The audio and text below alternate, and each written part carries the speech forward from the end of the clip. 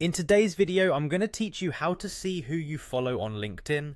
This process is straightforward and will only take a few minutes, so let's dive right in.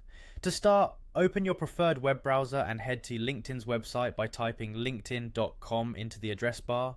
Once there, you'll need to sign into your account. You can do this using your Google or Microsoft credentials if you've linked these accounts, or simply enter your email address and password to log in directly. If you have two-factor authentication enabled for added security, you may be prompted to verify your account. LinkedIn will send a code to your registered phone number, which you'll need to enter to proceed. This step is a great way to keep your account secure, so I recommend having it turned on. Once you're successfully logged in, take a look at the top of your LinkedIn homepage. Here you'll see a variety of icons that give you quick access to different parts of the platform. Look for the one labeled My Network and click on it. This section allows you to manage your connections and the people or companies you follow. After clicking on My Network, direct your attention to the left-hand side of the page under the heading Manage My Network. You'll find a link named Following and Followers. Go ahead and click on this link to gain access to a detailed overview of the profiles you're following.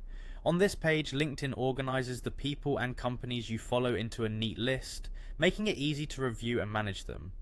If you come across any profiles or companies from which you'd rather stop receiving updates, you'll find it simple to make the necessary changes. Each entry on your list has a following button. Click this button next to any name you wish to unfollow.